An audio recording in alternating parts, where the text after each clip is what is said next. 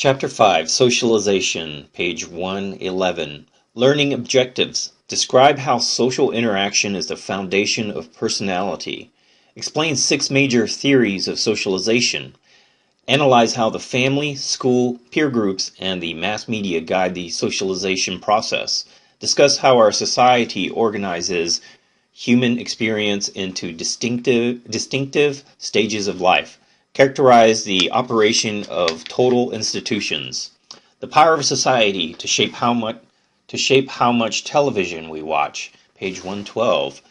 How conscious is our decision to spend time in front of the television? People with less than a high school diploma watch considerably more television, spending roughly twice as much time per week in front of the screen than people who have earned a college degree. Although we tend to think we make choices about television watching, as well as other mass media, society guides our behavior in this respect as it does so many others. Chapter Overview. Having completed our review of 2 macro-level chapters, Chapter 3, Culture, and Chapter 4, Society, that explore our social world, we turn now to a micro-level of how individuals become members of a society through the process of socialization. On a cold winter day in 1938, a social worker walked quickly to the door of a rural Pennsylvania farmhouse. Investigating a case of possible child abuse, the social worker entered the home and soon discovered a 5-year-old girl hidden in the second-floor storage room. The child, whose name was Anna, was wedged into an old chair with her arms tied above her head so that she couldn't move. She was wearing filthy clothes, and her arms and legs were thin as matchsticks. Anna's situation can only be described as tragic. She had been born in 1932 to an unmarried and mentally impaired woman of 26 who lived with her strict father. Angry about his daughter's illegitimate motherhood, the grandfather did not even want the child in the house, so for the first 6 months of her life, Anna was passed among several welfare agencies. But her mother could not afford to pay for her care, and Anna was returned to the hostile home of her grandfather. To lessen the grandfather's anger, Anna's mother kept Anna in the storage room and gave her enough milk to keep her alive. There she stayed day after day, month after month, with almost no human contact for 5 long years. Learning of Anna's rescue, the sociologist Kinsley Davis immediately went to see the child. He found her with local officials at a county home. Davis was stunned by the emaciated girl who could not laugh, speak, or even smile. Anna was completely unresponsive, as if alone in an empty world. Heading: Social Experience, the Key to Our Humanity, point 5.1. Describe how social interaction is the foundation of personality. Socialization is so basic to the human development that we sometimes overlook its importance. But here, in the terrible case of an isolated child, we can see what humans would be like without social contact. Although physically alive, Anna hardly seems to have been human. We can see that without social experience, a child is not able to act or communicate in a meaningful way and seems to be much an object as a person. Sociologists use the term socialization to refer to the lifelong social experience by which people develop their human potential and learn culture. Unlike other living species whose behavior is mostly or entirely set by biology, humans need social experience to learn their culture and survive. Social experience is also the foundation of personality. A person's fairly consistent patterns of acting, thinking, and feeling. We build a personality by internalizing or taking in our surroundings, but without social experience, as Anna's case shows, personality hardly develops at all. Heading: Human Development, Nature and Nurture. Anna's case makes clear that humans depend on others to provide the care and nurture needed not only for physical growth but also for personality to develop. A century ago, however, people mistakenly believed that humans were born with instincts that determine their personality and behavior. The biological sciences, the role of nature. Charles Darwin's groundbreaking 1959 study of evolution, described in Chapter 3, led people to think that human behavior was instinctive simply by our nature. Such ideas led to claims that the U.S. economic system reflects instinctive human competitiveness, that some people are born criminals, or that women are naturally emotional while men are naturally rational. People trying to understand cultural diversity also misunderstand Darwin's thinking. Centuries of world exploration had taught Western Europeans that people behave quite differently from one society to another, but Europeans linked these differences to biology rather than culture. It was an easy step, although incorrect and very damaging, to claim that members of technologically simple societies were biologically less evolved, therefore less human. This ethnocentric view helped justify colonialism. Why not take advantage of others if they seem not to be human in the same sense that you are? Heading the social sciences, the role of nurture, page 114. In the 20th century, biological explanations of human behavior came under fire. The psychologist John B. Watson, 1878 to 1958, developed a theory called behaviorism, which holds that behavior is not instinctive but learned. So behaviorism is not instinctive but learned. Thus, people everywhere are equally human, differing only in their cultural patterns. In short, Watson rooted human behavior not in nature but in nurture. Today's social scientists are cautious about describing any human behavior as instinctive. This does not mean that biology plays no part in human behavior. Human life, after all, depends on the functioning of the body. And we also know that children often share biological traits with their parents, and that heredity plays a part in intelligence, musical and artistic talent, and personality, such as how you react to frustration.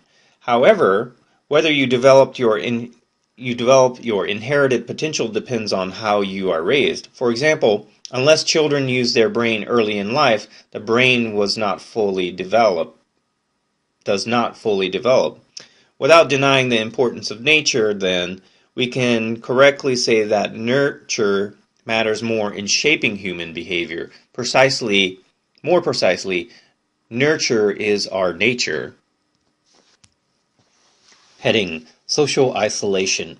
As the story of Anna shows, being cut off from the social world is very harmful to human beings. For ethical reasons, researchers can never place people in total isolation to study what happens, but in the past they have studied the effects of social isolation on non-human primates.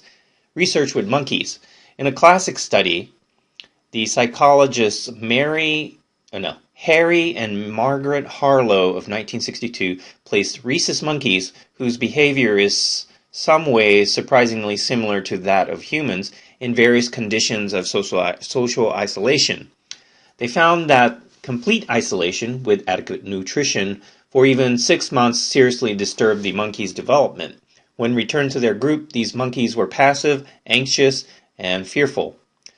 The Harlows then placed infant rhesus monkeys in cages with an artificial mother made of wire mesh with a wooden head and the nipples of a feeding tube where breasts would be. These monkeys also survived but were unable to interact with others when placed in a group. But monkeys in the third category, isolated with an artificial wire mesh mother covered with soft terry cloth, did better. Each of these monkeys would cling to its mother closely. Because of these monkeys showed less developmental damage from the earlier groups, the Harlows concluded that the monkeys benefited from this closeness. The experiment confirmed how important it is that adults cradle infants affectionately. Finally, the Harlows discovered that infant monkeys could recover from about 3 months of isolation, but by 6 months, isolation caused irreversible emotional and behavioral damage. Studies of isolated children. Tragic cases of children isolated by abusive family members show the damage caused by depriving human beings of social experience. We will review 3 such cases. Anna, the rest of the story, page 115. The rest of Anna's story squares with Harlow's findings. After her discovery, Anna received extensive medical attention and soon showed improvement. When Kinsley Davis visited her after 10 days, he found her more alert and even smiling, perhaps for the first time in her life. Over the next year, Anna made slow but steady progress, showing more interest in other people and gradually learning to walk. After a year and a half, she could feed herself and play with toys. But as the Harlows might have predicted, 5 long years of social isolation had caused permanent damage. At age 8, her mental development was less than of a 2-year-old. Not until she was almost 10 did she begin to use words. Because Anna's mother was mentally retarded, perhaps Anna was also. The riddle of Anna's life was never solved, however, because she died at age 10 of a blood disorder, possibly related to the years of abuse she suffered. Another case, Isabella. A second case involves another girl found at about the same time as Anna and under similar circumstances. After more than 6 years of virtual isolation, this girl named Isabella displayed the same lack of responsiveness as Anna. But Isabella had the benefit of an intensive learning program directed by psychologists.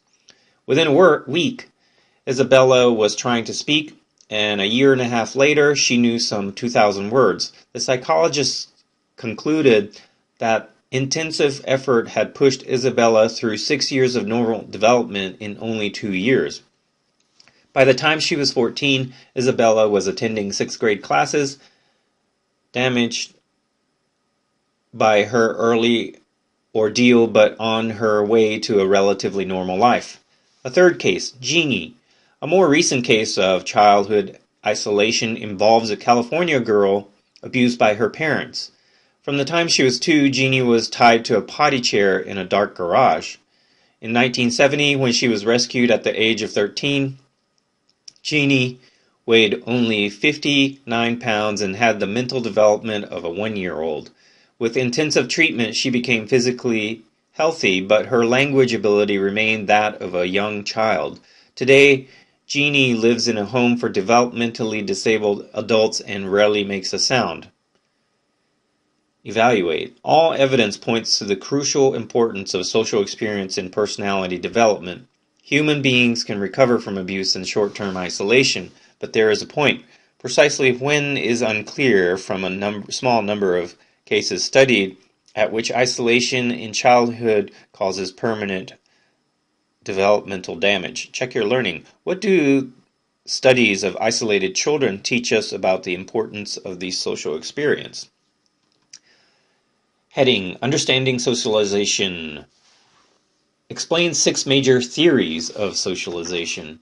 Socialization is a complex lifelong process. The following discussions highlight the work of 6 researchers: Sigmund Freud, Jean Piaget, Lawrence Kohlberg, Carol Gilligan, George Herbert Mead, and Eric H. Erikson, who have made lasting contribution to our understandings of human development. Sigmund Freud's element of personality. Sigmund Freud, from 1856 to 1939, lived in Vienna at the time when most Europeans considered human behavior to be biologically fixed. Trained as a physician, Freud gradually turned to the study of personality and mental disorders and eventually developed the celebrated theory of psychoanalysis. Basic human needs. Freud claimed that biology plays a major part in human development, although not in terms of specific instincts, as in the case of other species. Rather, he theorized that humans have 2 basic needs or drives that are present at birth. First is a need for sexual and emotional bonding, which he called life instinct, or eros, named after the Greek god of love. Second, we share an aggressive drive he called the death instinct, or thanatos. thanatos, the Greek word for death. These opposing forces operate at an unconscious level and create deep inner tension. Freud's model of personality. Freud combined basic needs and the influence of society into a model of personality with three parts: the id, the ego, and the superego.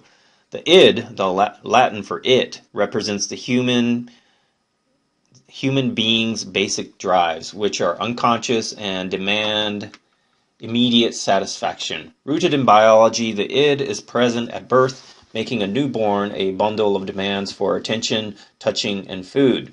But society opposes the self-centered id, which is why one of the first words a child typically learns is no. To avoid frustration, a child must learn to approach the world realistically. This is done through the ego, Latin for I, which is a person's conscious efforts to balance innate pleasure-seeking drives with the demands of society. The ego arises as we become aware of our distinct existence and face the fact that we cannot have everything we want. In the human personality, the superego, Latin for above or beyond the ego, is the cultural values and norms internalized by an individual. The superego operates as our conscience, telling us why we cannot have everything we want. The superego begins to form as a child becomes aware of parental demands and matures as the child comes to understand that everyone's behavior should take an account of cultural norms. Personal development, page 116. The id-centered child, the world is a bewildering assortment of physical sensations that bring us either pleasure or pain. As the superego develops, however, the child learns moral concepts of right and wrong. Initially, in other words, children can feel good only in a physical way, such as being held and cuddled. But after 3 or 4 years, they feel good or bad according to how they judge their behavior against cultural norms, aka doing the right thing. The id and superego remain in conflict, but in a well-adjusted person, the ego manages the two opposing forces. If conflicts are not resolved during childhood, Freud claimed they may surface as personality disorders later on. Culture, in the form of the superego, represses selfish demands, forcing people to look beyond their own desires. Often, the competing demands of self and society result in a compromise that Freud called sublimation. Sublimation redirects selfish drives into socially acceptable behavior. For example, marriage makes the satisfaction of sexual urges socially acceptable, and competitive sports are an outlet for aggression. Evaluate. In Freud's time, people were ready to accept sex as a basic human drive. More recent critics have charged that Freud's work presents humans in male terms and devalues women. Freud's theories are also difficult to test scientifically, but Freud influenced everyone who later studied human personality. Of special importance to sociology are his ideas that we internalize social norms and that childhood experiences have a lasting impact on our personality. Check your learning. What are the 3 elements in Freud's model of personality? Explain how each one operates. Heading: John Piaget's theory of cognitive development. The Swiss psychologist Jean Piaget studied human cognition. He lived from 1896 to 1980, so he's relatively this century-ish. How people think and understand. He studied cognition, human cognition. As Piaget watched his own 3 children grow, he wondered not just what they knew, but also how they made sense of the world. Piaget went on to identify 4 stages of cognitive development. The sensory motor stage. Stage 1 is a sensory motor stage, the level of human development at which individuals experience the world only through their senses. For about the first 2 years of life, the infant knows the world only through 5 senses: touching, tasting, smelling, looking, and listening. Knowing to young children amounts to what their senses tell them. The pre-operational stage. About age 2, children enter the pre-operational stage, the level of human development at which individuals first use language and other symbols.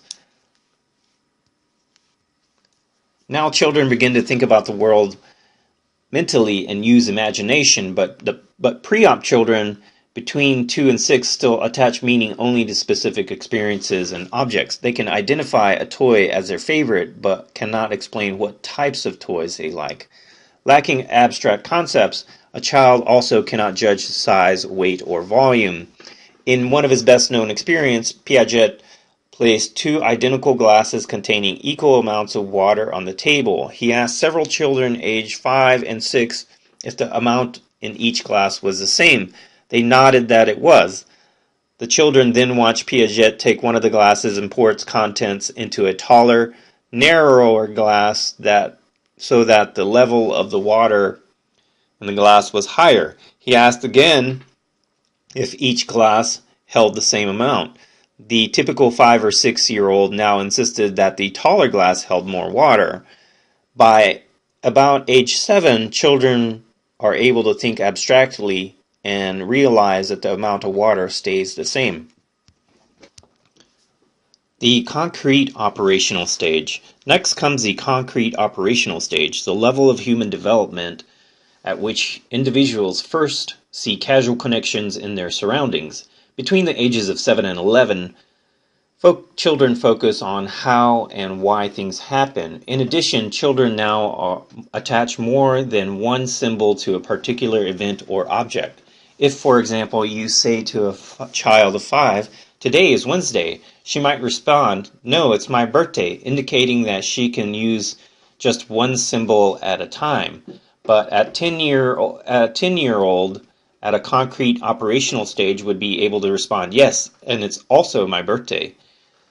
The formal operational stage. The last stage in Piaget's model is the formal operational stage, the level of human development at which individuals think abstractly and critically. At about age 12, young people begin to reason abstractly rather than thinking only in concrete situations. If, for example, you were to ask a 7-year-old, "What would you like to be when you grow up?" you might receive a concrete response such as a teacher, but most teenagers can think more abstractly and might reply, "I would like a job that helps others." As they gain the capacity for abstract thought, young people also learn to understand metaphors. Hearing the phrase, "a penny for your thoughts," might lead a child to ask for a coin, but a teenager will recognize a gentle invitation to intimacy. Evaluate. Freud saw human beings torn by opposing forces of biology and culture. Piaget saw the mind as active and creative. He saw an ability to engage the world unfolding in stages as the result of both biological maturation and social experience. But do people in all societies pass through all 4 of Piaget's stages? Living in a traditional society that changes slowly probably limits a person's capacity for abstract and critical thought. Even in the United States, perhaps 30% of people never reach the formal operational stage. Check your learning. What are Piaget's 4 stages of cognitive development? What does his theory teach us about socialization? Heading: Lawrence Kohlberg's Theory of Moral Development, page 117. Lawrence Kohlberg, 1981, built on Piaget's work to study moral reasoning, or how individuals judge situations as right or wrong. Here again, development occurs in stages. Young children who experience the world in terms of pain and pleasure, Piaget's sensory motor stage, are at a pre-conventional level of moral development. At this stage, in other words, rightness amounts to what feels good to me. Those are in quotes. For example, a child may simply reach for something on the table that looks shiny, which is the reason parents of young children have to childproof their homes. The conventional level, Kohlberg's second stage, appears by the teenage years, corresponding to Piaget's final formal operational stage. At this point, young people lose some of their selfishness as they learn to define right and wrong in terms of what pleases parents and conforms to cultural norms. Individuals at this stage also begin to assess intention in reaching moral judgments instead of simply looking at what people do. For example, they understand that stealing food to feed one's hungry children is not the same as stealing an iPod to sell for pocket change. In Kohlberg's final stage of moral development, the post-conventional level, people move beyond their society's norms to consider abstract ethical principles. Now they think about liberty, freedom, or justice, perhaps arguing what is legal still may not be right. When the African-American activist Rosa Parks refused to give up her seat on a bus in Montgomery, Alabama in 1955, she violated that city's segregation law in order to call attention to the racial injustice of the law. Evaluate. Like the work of Piaget, Kohlberg's model explains moral development in terms of distinct stages, but whether this model applies to people in all societies remains unclear. Further, many people in the United States apparently never reached the post-conventional level of moral reasoning, although exactly why is still an open question. Another problem with Kohlberg's research is that his subjects were all boys. He committed a common research error described in Chapter 2, Sociological Investigation, by generalizing the results of males subjects to all people. This problem led to a colleague, Carol Gilligan, to investigate how gender affects moral reasoning. Check your learning. What are Kohlberg's 3 stages of moral development? How does his theory teach us about socialization? Heading: Carol Gilligan's Theory of Gender and Moral Development. Carol Gilligan compared the moral development of girls and boys and concluded the two sexes use different standards of rightness. Boys, Gilligan claims, have a justice perspective, relying on formal rules to define right and wrong. Girls, by contrast, have a care and responsibility perspective, judging a situation with an eye towards personal relationships and loyalties. For example, as boys see it, stealing is wrong because it breaks the laws. Girls are more likely to wonder why someone would steal and to be sympathetic toward the person who steals, say, to feed her family. Kohlberg treats rule-based male reasoning as superior to the person-based female approach. Gilligan notes that impersonal rules dominate men's lives in the workplace, but personal relationships are much more relevant to women's lives as mothers and caregivers. Why, then, Gilligan asks, should we set up male standards as the norms by which to judge everyone? Evaluate. Gilligan's work sharpens our understanding of both human development and gender issues in research. Yet the question remains, does nature or nurture account for the differences between females and males? In Gilligan's view, cultural conditioning is at work, a view that finds support in other research. Nancy Chodorow claims that children grow up in homes in which typically mothers do much more nurturing than fathers. As girls identify with mothers, they become more concerned with care and responsibility to others. By contrast, boys become more like fathers, who are often detached from the home and develop the same formal and detached personalities. Perhaps the moral reasoning of females and males will become more similar as more women organize their lives around the workplace. Check your learning. According to Gilligan, how do boys and girls differ in their approach to understanding right and wrong? Heading: George Herbert Mead's Theory of the Social Self, page 118. Mead, 1863 to 1931, developed the theory of social behaviorism to explain how social experience develops an individual's personality. The self. Mead's central concept is the self, the part of an individual's personality composed of self-awareness and self-image. Mead's genius was in seeing the self as the product of social experience. First, said Mead, the self is not there at birth, it develops. The self is not part of the body, and it does not exist at birth. Mead rejected the idea that personality is guided by biological drives, as Freud asserted, or biological maturation, as Piaget claimed. Second, the self develops only with social experience, as the individual interacts with others. Without interaction, as we see from the cases of isolated children, the body grows, but no self emerges. Third, Mead continued, social experience is the exchange of symbols. Only people use words, a wave of the hand, or a smile to create meaning. We can train a dog to using rewards and punishment, but the dog attaches no meaning to its actions. Human beings, by contrast, find meaning in almost every action. Fourth, Mead stated that seeking meaning leads people to imagine other people's intentions. In short, we draw conclusions from people's actions, imagining their underlying intentions. A dog responds to what you do. A human responds to what you have in mind as you do it. You can train a dog to go to the hallway and bring back an umbrella, which is handy on a rainy day. But because the dog doesn't understand the intention, if the dog cannot find an umbrella, it is incapable of the human response, to look for a raincoat instead. Fifth, Mead explained that understanding intention requires imagining the situation from others' points of view. Using symbols, we imagine ourselves in another person's shoes and see ourselves as that person does. We can therefore anticipate how others will respond to us even before we act. A simple toss of a ball requires stepping outside ourselves to imagine how another will catch our throw.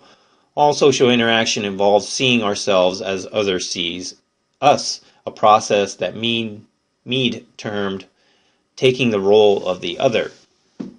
The looking glass self.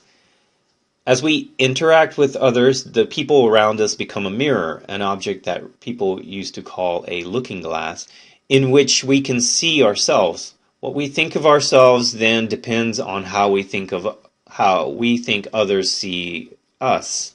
For example, if we think others see us as clever, we will think of ourselves in the same way. But if they think of us as clumsy, then that is how we'll see ourselves.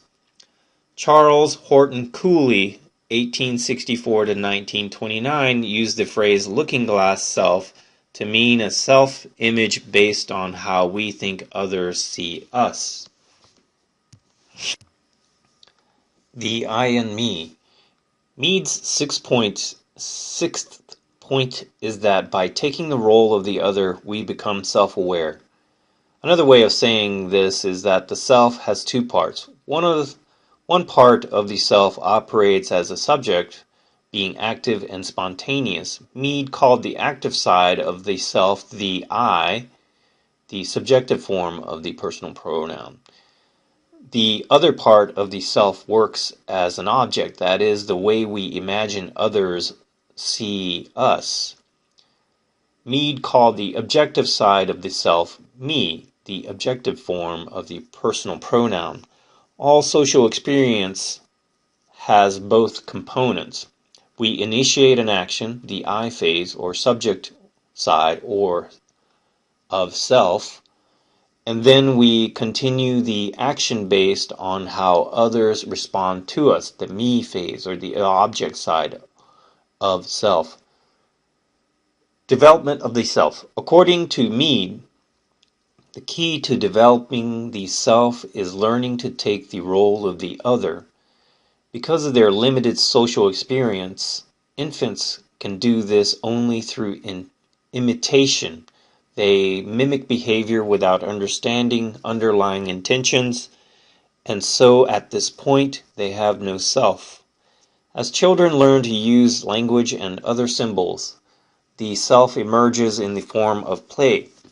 Play involves assuming roles modeled on significant others, people such as parents who have special importance for socialization. Playing mommy and daddy is an important activity that helps young children imagine the world from a parent's point of view. Gradually, children learn to take the roles of several others at once. This skill lets them move from simple play, say playing catch. This book has all these like quotes and like parentheses, and it's just really freaking hard to read. With just give me clear sentences. This skill lets them move from simple play with one another to complex games involving many others. By about age 7, most children have the social experience needed to engage in team sports. Maybe I need to drink some coffee or something. Figure 5.1 charts the progression from imitation to play to games. Imitation to play to games. But there is a final stage in the development of the self. A game involves taking the role of specific people in just one situation. Everyday life demands that we see ourselves in terms of cultural norms as any member of our society might. Mead used the term generalized other to refer to widespread cultural norms and values we use as references in evaluating others.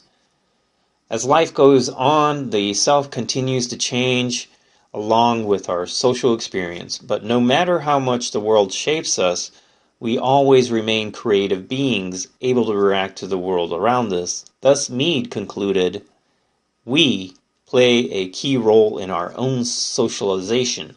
Evaluate. Mead's work explores the character of social experience itself. In the symbolic interaction of human beings, he believed he had found both the root of both self and society. Mead's view is completely social, allowing no biological element at all. There is a problem for critics who stand with Freud, parentheses, who said our general drives are rooted in the body, and Piaget's, parentheses, whose stages of development are tied to the biological maturity. Never going to use parentheses in my own shiznit again.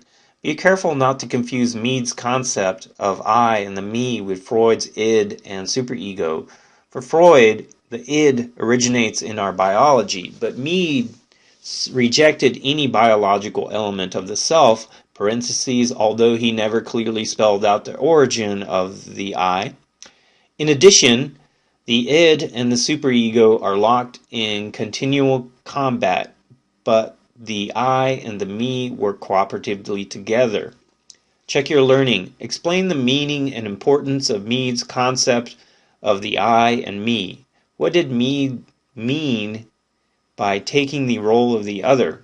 Why is this process so important to socialization? Page 120. E. H. Erickson's 8 Stages of Development. Although some analysts, including Freud, point to childhood as the crucial time when personality takes shape, Erickson, from 1902 to 1994, took a broader view of socialization. He explained that we face challenges throughout the life course. Stage 1, Infancy, the challenge of trust versus mistrust. Between birth and about 18 months, infants face the first of life's challenges, to establish a sense of trust that their world is a safe place. Family members play a key part in how any infant meets this challenge. Stage 2, Toddlerhood, the challenge of autonomy versus doubt and shame. The next challenge, up to age 3, is to learn skills to cope with the world in a confident way. Failure to gain self-control leads children to doubt their abilities. Stage 3, Preschool, the challenge of initiative versus guilt. 4- and 5-year-olds must learn to engage their surroundings, including people outside the family, or experience guilt at failing to meet the expectations of parents and others.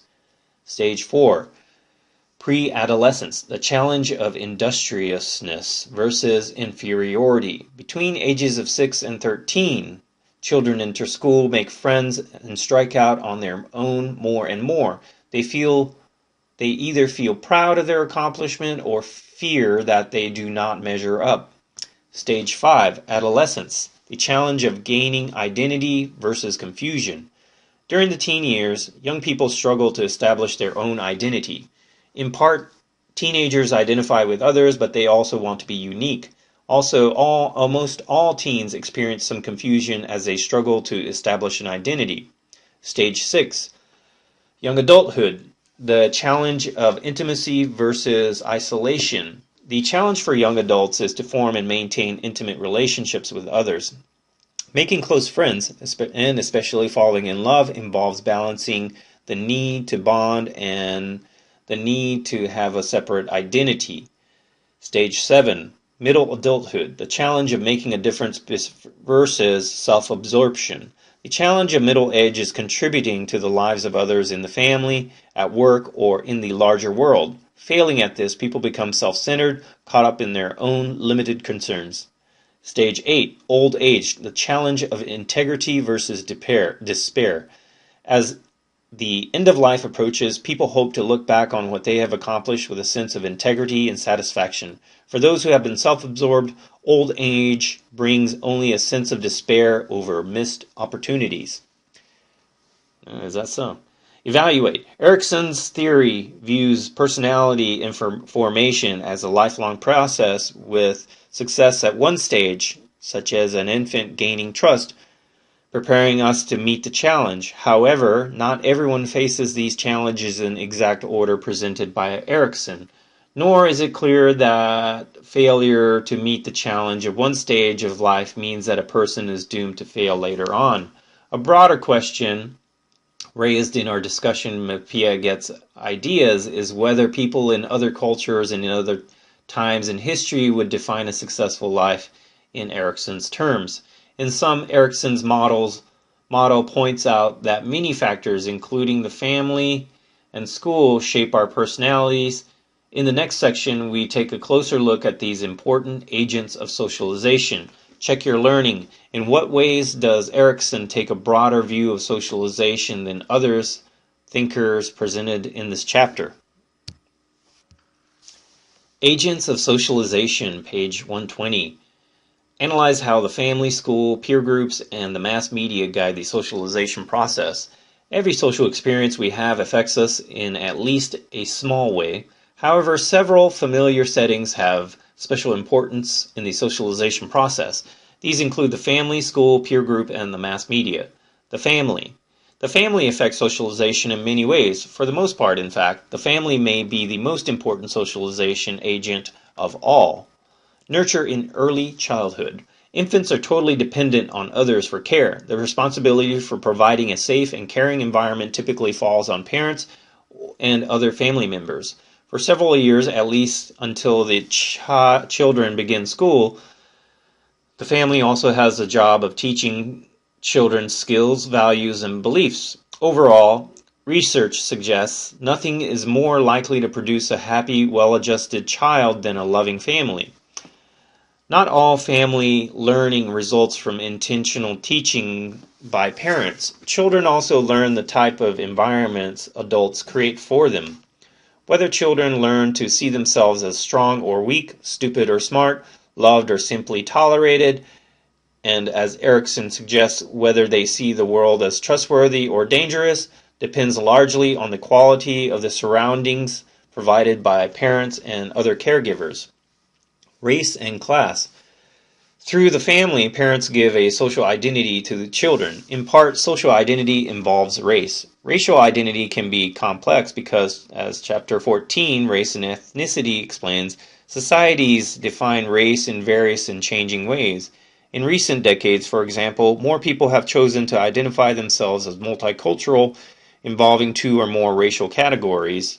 The Census Bureau reported that in 2013, 9.4 million people, or 3% of the nation's population, considered themselves to be multiracial. This share is more than twice the figure of 1.4% that was reported as recently as 2000 and is certain to keep going up because about 6% of all births in the U.S. are now recorded as multiracial. Race also affects how we see ourselves and how we see others. Many people think of race as something obvious, a category based on physical traits such as skin color. Sogi interviewed people who have been blind since birth to discover what they think about race in very much interviewed people who have been blind since birth to discover that they think about race in the very much the same terms as sighted people. In very much the same terms. Why did you put very in the same terms as sighted people? Why did I put very much? This finding suggests that rather than seeing race with our eyes, we learn to see race as a result of the ways our society defines various categories of people. Social class, like race, plays a large part in shaping a child's personality. Whether born into families of high or low social position, children gradually come to realize their family's social standing affects how others see them, and in time how they come to see themselves. In addition, research shows that class position affects not just how much money parents have to spend on their children, but also what parents expect of them. Parents of all social class backgrounds want their children to be successful and to make a difference in the world. But when asked to pick from a list of traits that are desirable in a child, lower class parents are far more likely than upper class children to point to obedience as a key trait in a child. Interesting. By contrast, well-to-do parents are more likely than low-income parents to praise children who can think for themselves. What accounts for the difference? Melvin Cohn explains that people of lower social standing usually have limited education and perform routine jobs under close supervision. Expecting that their child will hold similar positions, they encourage obedience and may even use physical punishment like spanking to get it.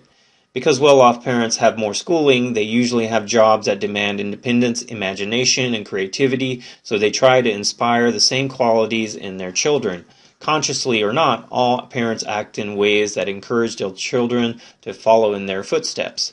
Wealthier parents are more likely to push their children to achieve, and they also typically provide their daughters and sons with an extensive program of leisure activities, including sports, travel, and music lessons. These enrichment activities, far less available to children growing up in low-income families, build cultural capital, which advances learning and creates a sense of confidence in these children that they will succeed later in life. Social class also affects how long the process of growing up takes, as Seeing Sociology in Everyday Box explains. Seeing sociology in everyday life. Are we grown up yet? Defining adulthood. Solly, I don't know, SOLLY. Seeing several friends walking down the dorm hallway, just returned from dinner. Yo guys! Jeremy's 21 today. We're going down to the boxcar to celebrate. Matt, shaking his head. Don't know, dude. I got a lab to finish up. It's just another birthday. Solly. Not just any birthday, my friend. He's 21. An adult. Matt, sarcastically. If 21 would make me an adult, I wouldn't still be clueless about what I want to do with my life.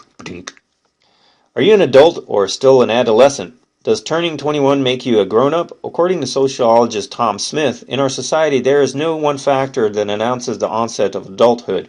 In fact, the results of a survey, using a representative sample of 1,398 people over the age of 18, suggest that many factors play a part in our decision to consider a young person grown up. According to the survey, the single most important transition in claiming adult standing in the United States today is the completion of schooling. But other factors are important. Smith's respondents linked adult standing to taking on a full-time job, gaining the ability to support a family financially, no longer living with parents, and finally marrying and becoming a parent. In other words, almost everyone in the United States thinks a person who has done all these is fully grown up. What age are these transitions likely to be completed? On average, the answer is about 26, but such an average masks an important difference based on social class. People who do not attend college, more common among people growing up in lower income families, typically finish school before age 21, and a full-time job, independent living, marriage, and parenthood may follow in a year or two. Those from more privileged backgrounds are likely to attend college and may even go to graduate or professional school, delaying the process of becoming an adult for as long as 10 years past the age of 30. What do you think? Do you consider yourself adult? Apparently not. I'm going back to school. Why not? At what age do you think adulthood begins? Why? Do patterns of growing up differ for females and males? Explain. What importance do you think social class has in the process of becoming an adult? Back to page 122, the school. Schooling enlarges children's social world to include people with backgrounds different from theirs. It is only as they encounter people who differ from themselves that children come to understand the importance of factors such as race and social position. As they do, they are likely to cluster in playgroups made up of one class, race, and gender. Schools also teach children how to think about differences involving race and class. Gender. Schools join with families in socializing children into gender roles. Studies show that at school, boys engage in more physical activities and spend more time outdoors, and girls are more likely to help teachers with various housekeeping chores. Boys also engage in more aggressive behavior in the classroom, while girls are typically quieter and better behaved. What children learn. Schooling is not the same for children living in rich and poor communities. As Chapter 20, Education explains, children from well-off families typically have far better experience in school than those whose families are poor. The peer group. By the time they enter... What children learn in school goes beyond the formally planned lessons. Schools also informally teach many things, which together might be called a hidden curriculum. Activities such as spelling bees teach children not only how to spell words, but also how the society divides the population into winners and losers. Organized sports help students develop their strengths and skills and also teach children important life lessons in cooperation and competition. For most children, school is also the first experience with bureaucracy. The school day is based on impersonal rules and a strict time schedule. Not surprisingly, these are also the traits of a large organizations that will employ young people later in life. The peer group. By the time they enter school, children have discovered the peer group, a social group whose members have interests, social position, and age in common. Unlike the family and the school, the peer group lets children escape the direct supervision of adults. Among their peers, children learn how to form relationships on their own. Peer groups also offer the chance to discuss interests that adults may not share with their children, such as clothing and popular music, or permit, such as drugs and sex. It is not surprising then that parents often express concern about who their children's friends are. In a rapidly changing society, peer groups have great influence, and the attitudes of young and old may differ because of a generation gap. The importance of peer groups typically peaks during adolescence, when young people begin to break away from their families and think of themselves as adults. Even during adolescence, however, parental influence on children remains strong.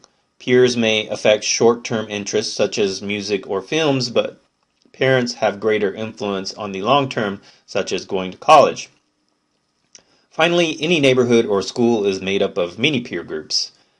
Individuals tend to view their own group in positive terms and put down other groups. In addition, people are influenced by peer groups they would like to join, a process sociologists call anticipatory socialization, learning that helps a person achieve a desired position. In school, for example, young people may copy the style and slang of a group they hope will accept them. Later in life, a young lawyer who hopes to become a partner in the law firm may conform to the attitudes and behavior of the firm's partners in order to be accepted. Heading the mass media, page 123.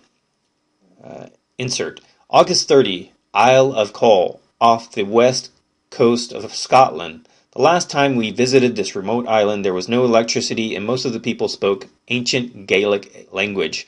Now that a power cable comes from the mainland, homes have electric lights, modern appliances, televisions, and computers that access the internet. Today, most of the islanders have cell phones and routinely text others all over Britain and around the world. Technology and the new social media have pushed this remote place into a vastly larger, more connected world. So much has changed. Last traces of the island's historic culture are quickly disappearing, with only rare performances of traditional dancing or music. Today, most of the population consists of mainlanders who ferry over with their cars to spend time in their vacation homes, and everyone now speaks English. The mass media are the means for delivering impersonal communications to a vast audience. The term media, plural of medium, comes from the Latin word for middle, suggesting that the media connect people.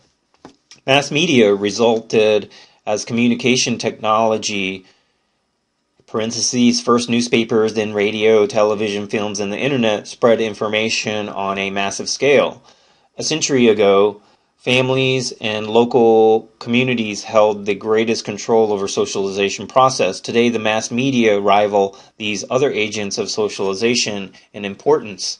The mass media are important not only because they are so powerful, but also because their influence is likely to differ from that of a family, the local school, and the peer group. In short, the mass media introduce people to ideas and images that reflect the larger society and the entire world.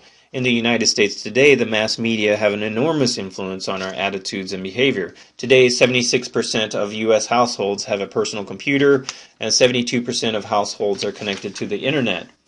Television, introduced in the 1930s, became the dominant medium after the World War II, and 97% of the U.S. households now have at least one set,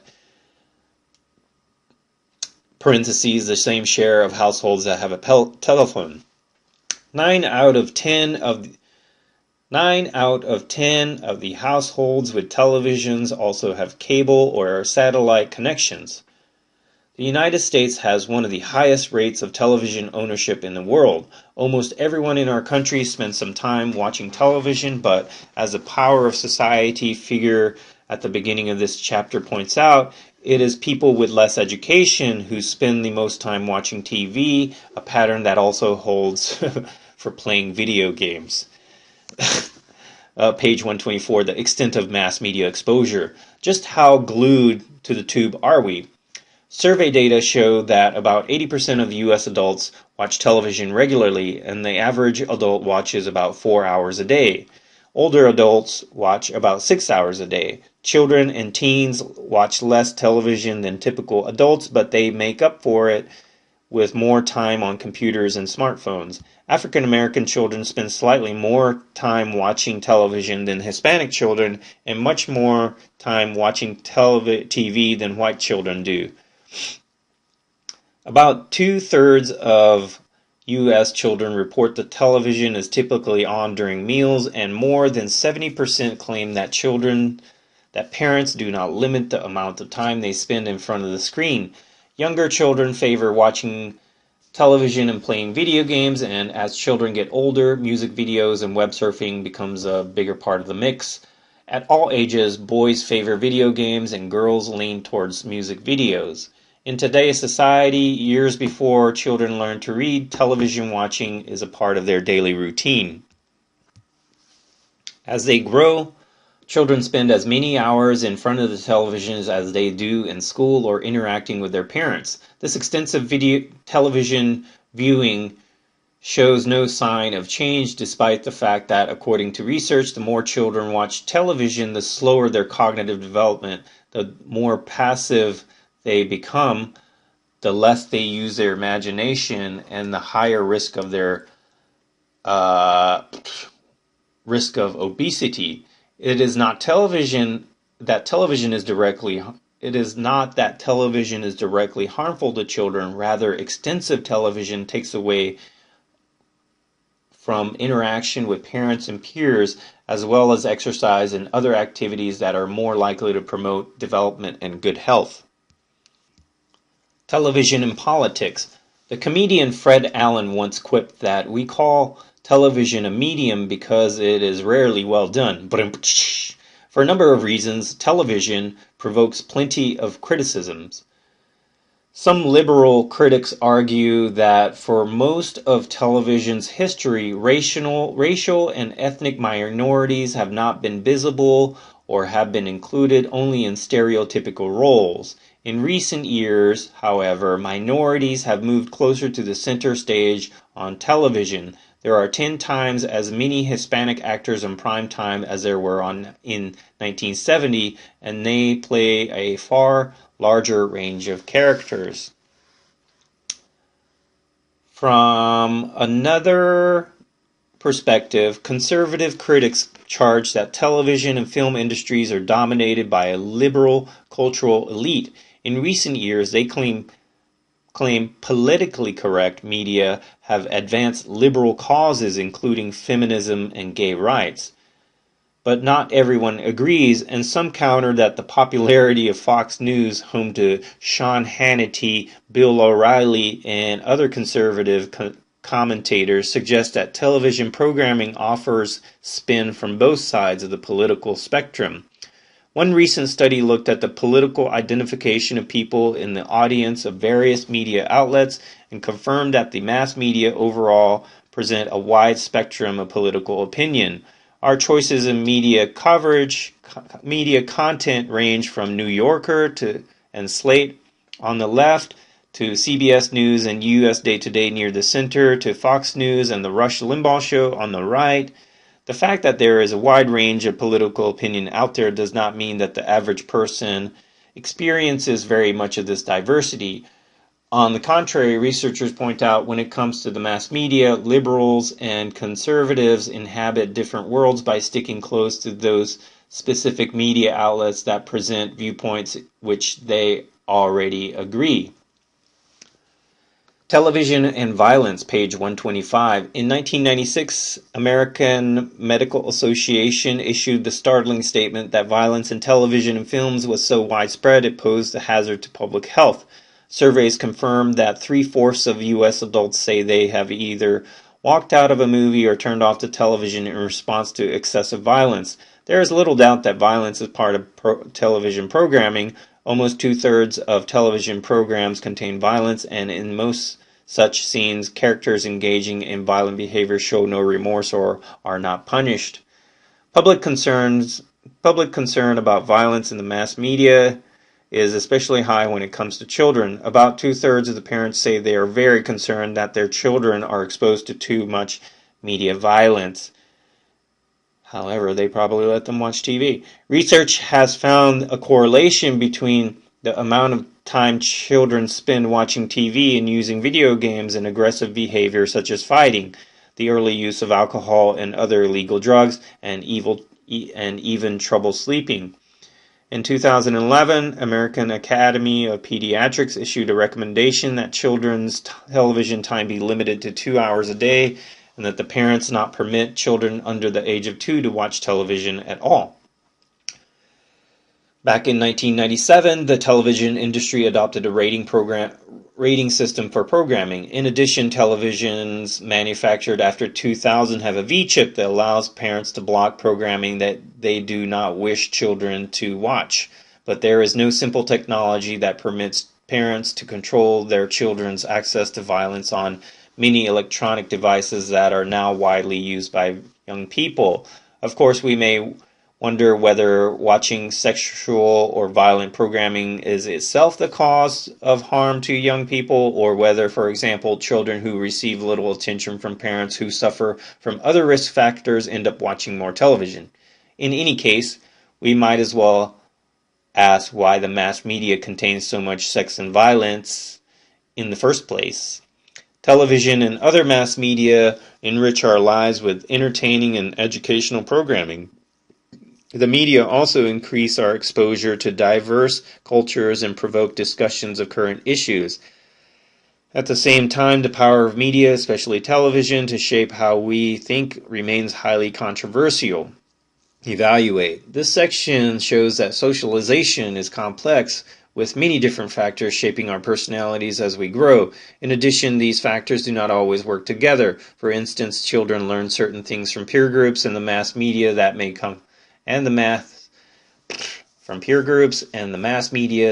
conflict with what they learn at home. Beyond family, school, peer group, and the media and other spheres of life also play a part in social learning. For most people in the U.S., these include the workplace, religious organizations, the military, and social clubs. In the end, socialization proves to be not just a simple matter of learning, but also a complex balancing act as we absorb information from a variety of sources. In the process of sorting and weighing all the information we receive, we form our distinctive personalities. Check your learning. Identify all the major agents of socialization discussed in this chapter. What are some of the unique ways that each of these helps us develop our individual personalities? Page 125, Socialization and the Life Course. Although childhood has special importance in the socialization process, learning continues throughout our lives. An overview of the life course reveals that our society organizes human experience according to age, namely the stages of life we know as childhood, adolescence, adulthood, and old age. Childhood. The next time you go shopping for athletic shoes, check where the shoes on display are made. Most brands are manufactured in countries such as Taiwan and Indonesia, where wages are far lower than they are in the United States. What is not stated anywhere on the shoes is that many of these products are made by children who spend their days working in factories instead of going to school. About 168 million of the world's children work, about 59% of working children doing farming. Almost half of the world's working children are in Asia, while more than 1/3 are in Africa. About half of these children labor full-time, and much of this work carries risks to a child's physical and mental health. For their efforts, working children earn very little, typically about 50 cents an hour. Global Map 5.1 shows that child labor is most common in Africa and Asia. The idea of children working long days in factories may be disturbing to people who live in high-income nations because we think of childhood, roughly the first 12 years of life, as a carefree time of learning and play. Yet, as the historian Felipe Arias explains, the whole idea of childhood is fairly new in human history. During the Middle Ages, children of 4 or 5 were treated like adults and expected to fend for themselves. We defend our idea of childhood, pointing to the fact that children are biologically immature. But a look back in time and around the world shows that the concept of childhood is grounded not in biology but in culture. In rich country, not everyone has to work, so childhood can be extended to allow time for young people to learn the skills they will need in a high-technology workplace. Because childhood in the United States lasts such a long time, some people worry when children seem to be growing up too fast. In part, this hurried child syndrome results from changes in the family, including high divorce rates and both parents in the labor force that leave children with less supervision. In addition, adult programming on television carries grown-up concerns such as sex, drugs, and violence into young people's lives. Today's 10 to 12-year-olds, say one executive of a children's television channel, have interests and experiences that were typical of 12 to 14-year-olds a generation ago. Perhaps this is why, compared to kids 50 years ago, today's children have a higher levels of stress and anxiety. Adolescence. At the same time that industrialization created childhood as a distinct stage of life, adolescence emerged as a buffer between childhood and adulthood. We generally link adolescence or the teenage years with emotional and social turmoil as young people struggle to develop their own identities. Again, we are tempted to attribute teenage rebelliousness and confusion to the biological changes of puberty, but it is in fact the result of cultural inconsistency. For example, the mass media glorifies sex in school, hand out condoms, even as parents urge restraint.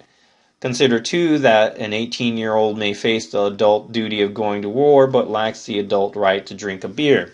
In short, adolescence is a time of social contradictions when people are no longer children but not yet adults. As is true of all stages, adolescents vary according to social background. Most young people from working class families move directly from high school into the adult world of work and parenting. Wealthier teens, however, have the resources to attend college and perhaps graduate school, stretching their adolescent years into the late 20s, even the 30s. Adulthood.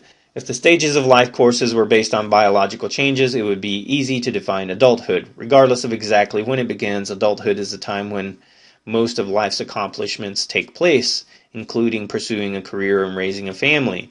Personalities are largely formed by then, although marked changes in a person's environment, such as unemployment, divorce, or serious illness, may cause significant changes to the self. Early adulthood. During early adulthood, until about age 40, young adults learn to manage day-to-day affairs for themselves, often juggling conflicting priorities, schooling, job, partner, children, and parents. During this stage of life, many women try to do it all, a pattern that reflects the fact that our culture gives them the major responsibility for child rearing and housework, even if they have demanding jobs outside the home. Middle adulthood. In middle adulthood, roughly 40 to 65, people sense that their life circumstances are pretty well set. They also become more aware of the fragility of health, which the young people take for granted, and women who have spent many years raising a family find middle adulthood emotionally trying. Children grow up and require less attention, and husbands become absorbed in their careers, leaving some women with spaces in their lives that are difficult to fill. Many women who divorce also face serious financial problems. For all these reasons, an increasing number of women in middle adulthood return to school and seek new careers. For everyone, growing older means experiencing physical decline, a prospect our culture makes especially challenging for women because good looks are considered more important for women. The appearance of wrinkles and graying hair can be traumatic. Men have their own particular difficulties as they get older. Some must admit that they are never going to reach earlier career goals. Others realize the price of career success has been neglect of family or personal health. Old age. The later years of adulthood and the final stage of life itself begins around the mid-60s. In the U.S., about 1 in 7 people have reached the age of 65, and the elderly now outnumber teenagers. Once again, societies attach different meanings to this stage of life. It is older members of traditional societies who typically control most of the land and other wealth.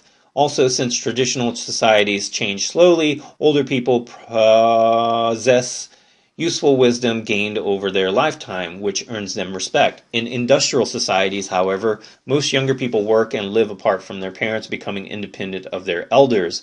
Rapid change also gives our society a youth orientation that defines the young as more hip and with it, and what is old as unimportant or even obsolete.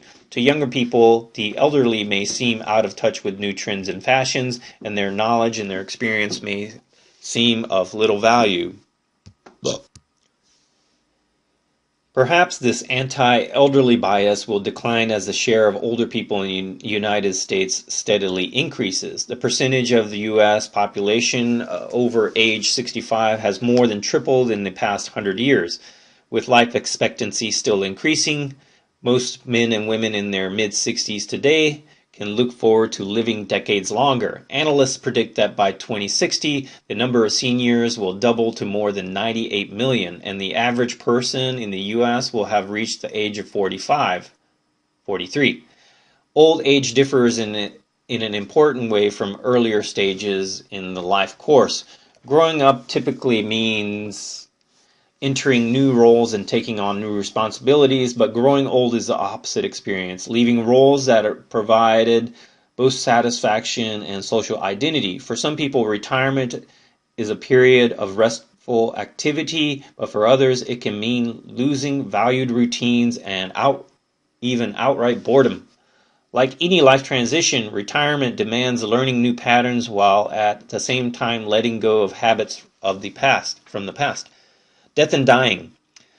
Throughout most of human history, low living standards and limited medical technology meant that death from accident or disease could come at any stage in life. Today, however, 86% of the people in the United States die after 54. After observing many people as they were dying, the psychiatrist Elizabeth Kubler-Ross described death as an orderly transition involving 5 distinct stages. Typically, a person faces death with denial, perhaps out of fear, and perhaps out of our culture, because our culture tends to ignore the reality of death. The second phase is anger, when a person facing death sees it as a gross injustice. Third, anger gives way to negotiation, as the person imagines the possibility of avoiding death by striking a bargain with God. The fourth response, resignation, is accompanied by psychological depression. Finally, a complete adjustment to death requires acceptance. At this point, no longer paralyzed by fear and anxiety, the person whose life is ending sets out to find peace and makes the most of whatever time remains. More recent research has shown that Kubler-Ross simplified the process of dying. Not everyone passes through these stages or does so in the order in which she presents them.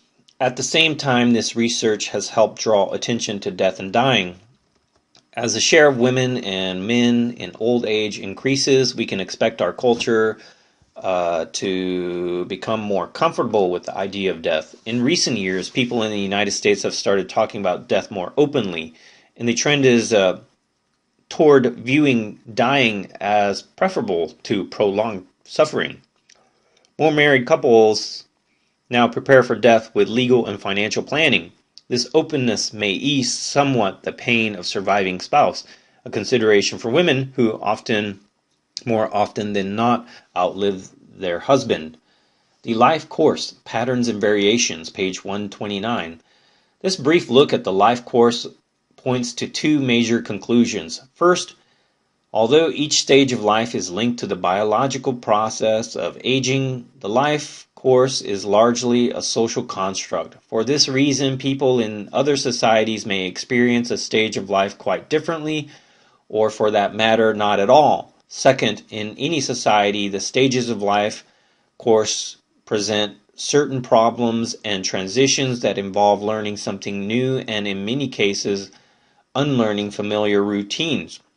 Societies organize the life course according to age, but other forces such as class, race, ethnicity, and gender also shape people's lives. This means that the general patterns described in this chapter aptly somewhat differently to various categories of people. People's life experiences also vary depending on when and in the history of society they were born. A cohort is a category of people with something in common, usually their age. Because members of a particular age cohort are generally influenced by the same economic and cultural trends, they tend to have similar attitudes and values. Women and men born in the 1940s and 1950s, for example, grew up during a time of economic expansion that gave them a sense of optimism. Today's college students who have grown up in an age of economic uncertainty are less confident about the future. Page 129, Resocialization, Total Institutions. A final type of socialization, experienced by more than 3 million people in the United States, involves being confined, usually against their will, in prisons or mental hospitals. This is the world of the total institution, a setting in which people are isolated from the rest of society and manipulated by an administrative staff. According to Irving Goffman, total institutions have three important characteristics. First, staff members supervise all aspects of daily life, including when and where residents, often called inmates, eat, sleep, and work. Second, a total life in total institution is controlled and standardized with the same food, uniforms, and activities for everyone. Third, formal rules dictate when, where, how inmates perform their daily routines. The purpose of such rigid routines is re-socialization, radically changing an inmate's personality by carefully controlling the environment. Prisons and mental hospitals physically isolate inmates behind fences, barred windows, and locked doors and limit their access to the telephone, mail, and visitors. The institution becomes their entire world, making it easier for the staff to bring about personality change or at least obedience in the inmate. Resocialization is a two-part process. The first, the staff breaks down the new inmate's existing identity. For example, an inmate must give up personal possessions, including clothing, grooming articles used to maintain a distinctive appearance. Instead, the staff provides a standard issue clothes that everyone looks alike. The staff subjects new inmates to mortifications of self, which includes searches, head shaving, medical exams, fingerprinting, and assignment of a serial number. Once inside the walls, individuals also give up their privacy as guards routinely inspect their living quarters. In the second part of the resocialization process, the staff tries to build a new self in the inmate through a system of rewards and punishment. Having a book to read, watching the television, or making a telephone call may seem like minor pleasures to the outsider, but in the rigid environment of the total institution, gaining such simple privileges as these can be a powerful motivation to conform. The length of confinement typically depends on how well the inmate cooperates with the staff. Total institutions affect people in different ways. Some inmates may end up rehabilitated or recovered, but others may change little, and still others may become hostile and bitter. Over a long period of time, living in a rigidly controlled environment can leave people institutionalized without the capacity for independent living. But what about the rest of us? Does socialization crush our individuality or empower us to reach our creative potential? The controversy and debate box takes a closer look at this question. Page 130, Controversy and Debate. Are we free within society? Mike. Sociology is a really interesting course. Since my professor started telling us how to look at the world with a sociological eye, I'm realizing that a lot of who I am and where I am is because of society. Kim. Oh, so society is responsible for turning out so smart and witty and good looking? No, that's all me. But I'm seeing that being at college and playing football is maybe not the same. I mean, it's at least also about social class and gender. What people are in the society around them can never be completely separated. This chapter stresses one key theme. Society shapes how we feel, how we think and act. If this is so, then in what sense are we free? To answer this important question, consider the Muppets. puppet stars of television and film that many of us remember from childhood. Watching the antics of Kermit the Frog, Miss Piggy, and the rest of the troupe, we also believe they are real rather than objects controlled from backstage or below. As the sociological perspective points out, human beings are like puppets in that we too respond to backstage forces. Society, after all, gives us a culture and also shapes our lives according to class, race, and gender. If this is so, can we really claim to be free? Sociologists answer this question with many voices. The political liberal response is that individuals are not free of society. In fact, as social creatures, we never could be. But if we have to live in a society with power over us, then it is important to do what we can to make our world more socially just. We can do this by trying to lessen inequality, working to reduce class differences, and to eliminate barriers to opportunity that hold back minorities, including women. A more conservative response is that yes, society does shape our lives, but we should also realize that we can remain free all the same because, first, to the extent that we believe in our own way, our way of life, society does not seem oppressive. Second, even when we run up against social barriers that we do not accept, we remain free because society can never dictate our dreams. Our history as a nation, right from the revolutionary acts that led to its founding, is one story after another of people pursuing personal goals despite great odds. All these arguments can be found in George Herbert Mead's analysis of socialization.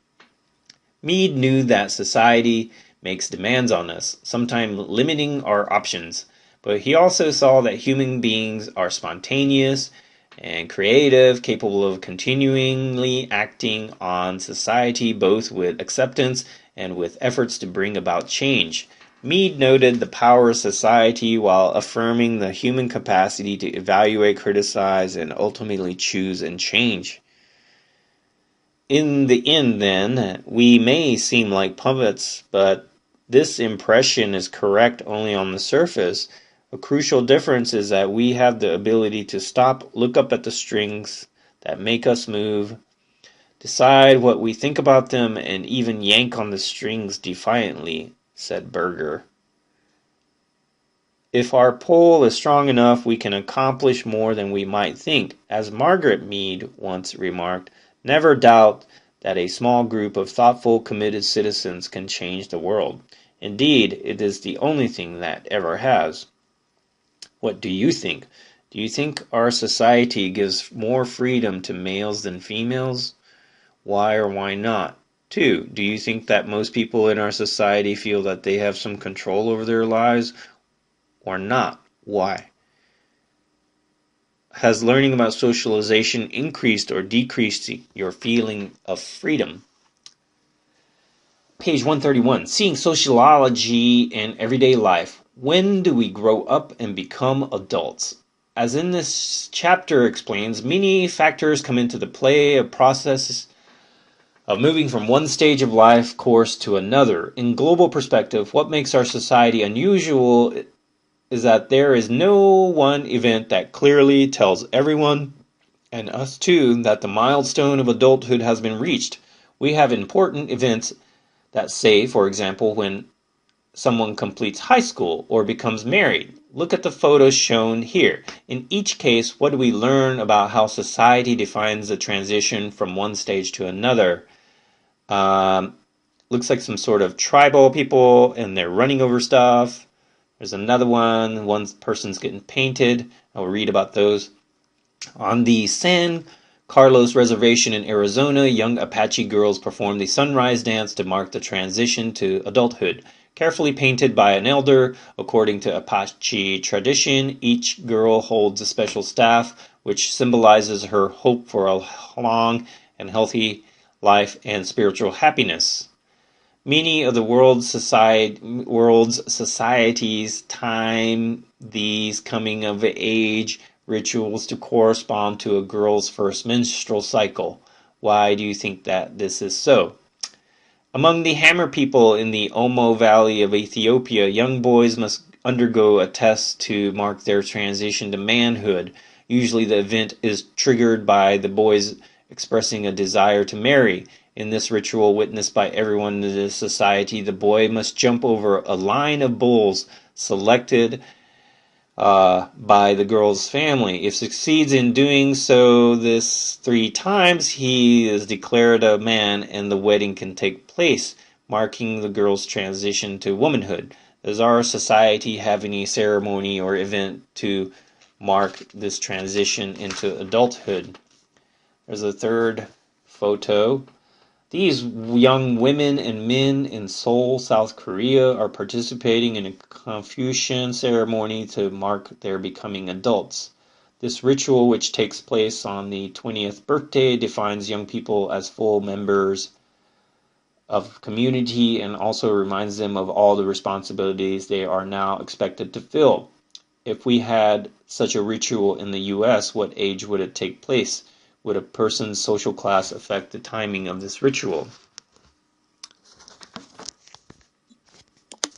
Hint, or this is the answer to those questions. Societies differ in how they structure the life course, including which stages of life are defined as important, which years of life various stages correspond to, and how clearly movement from one stage to another is marked. Given our cultural emphasis on individual choice and freedom, many people tend to say you're only as old as you feel and let people decide these things for themselves. When it comes to reaching adulthood, our society is not very clear.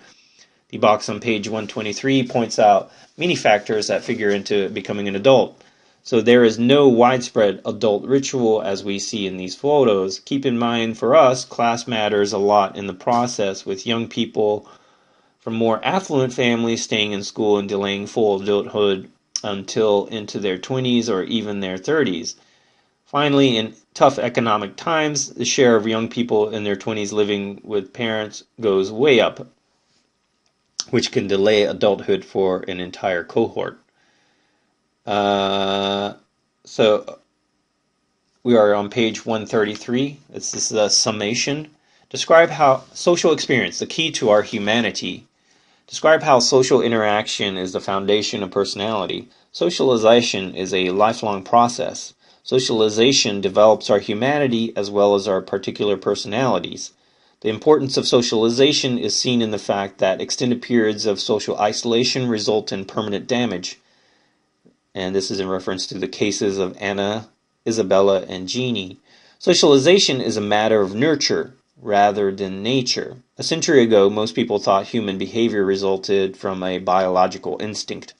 For us as human beings, it is our nature to nurture. Definition: socialization, the lifelong social experience by which people develop their human potential and learn culture. Definition: personality, a person's fairly consistent patterns of acting, thinking, and feeling. Understanding socialization. Sigmund Freud's model of human personality has 3 parts. The id, which is the innate, pleasure-seeking human drives. Then the superego, the demands of society in form of internalized values and norms. And then the ego, our efforts to balance innate, pleasure-seeking drives and the demands of society. Jean Piaget believed that human development involves both biological maturation and gaining social experience. He identified 4 stages of cognitive development. The sensory motor stage involves knowing the world only through the senses. The pre-operational stage involves starting to use language and other symbols. The concrete operational stage allows individuals to understand causal connections. The formal operational stage involves abstract and critical thought. Lawrence Kohlberg applied Piaget's approaches to stages of moral development. First, we judge rightness in pre-conventional terms, according to our individual needs. Next, conventional moral reasoning takes account of parental attitudes and cultural norms. Finally, post-conventional reasoning allows us to criticize society itself. Carol Gilligan found that gender plays an important part in moral development, with males relying more on abstract standards of rightness and females relying more on effects of actions on relationships. To Herbert Mead, the self is part of our personality and includes self-awareness and self-image. The self develops only as a result of social experience. Social experience involves exchange of symbols. Social interaction depends on understanding the intention of another, which requires taking the role of the other. Human action is partly spontaneous, the capital I, and partly in response to others, the me. We gain social experience through imitation, play, games, and understanding the generalized other. Charles Horton Cooley used the term looking self-glass to explain that we see ourselves as we imagine others to see. Erik Erikson identified challenges that individuals face at each stage of life from infancy to old age. There's a bunch of definition terms. Id, Freud's term for humans' basic drive. Ego, Freud's term for a person's conscious effort to balance innate pleasure-seeking drives with demands of society. Superego, Freud's term for the cultural values and norms internalized by an individual.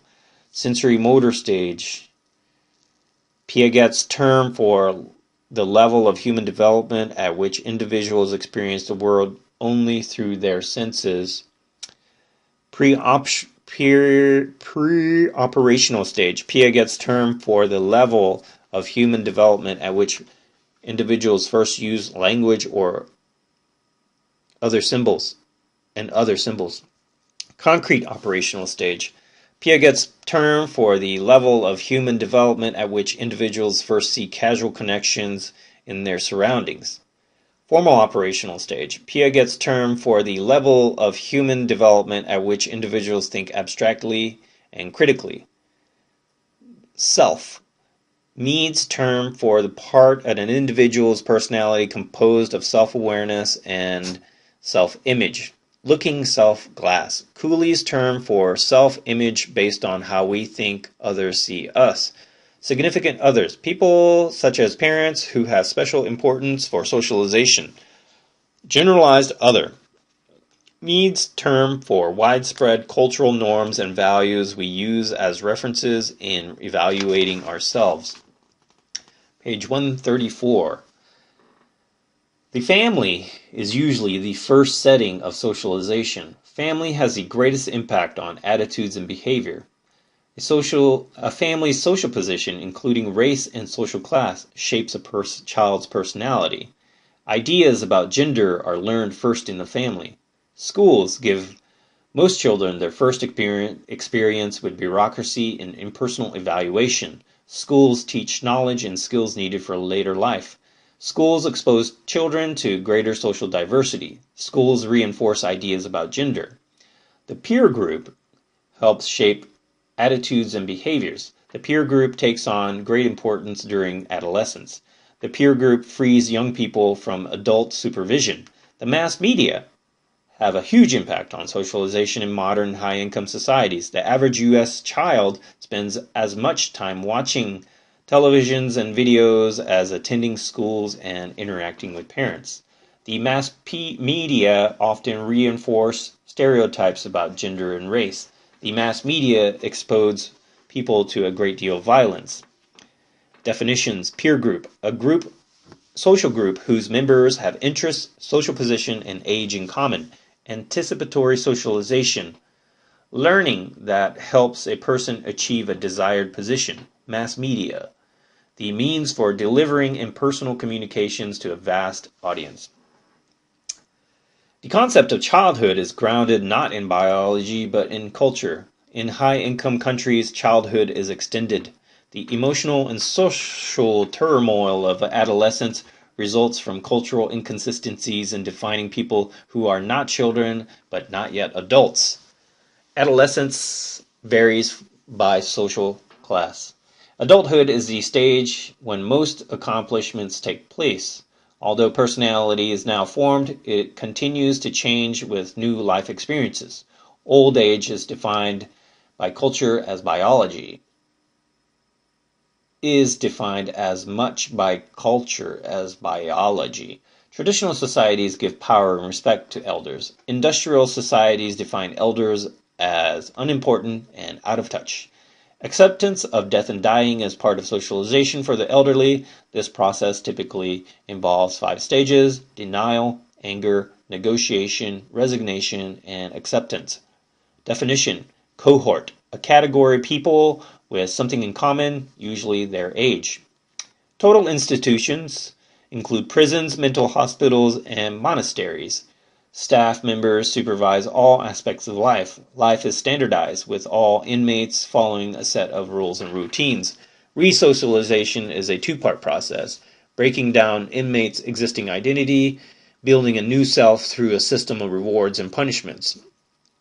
Definition: total institution, a setting in which people are isolated from the rest of society and manipulated by administrative staff. Resocialization, radically changing an inmate's personality by carefully controlling the environment. That is the end of Chapter 5, page 134.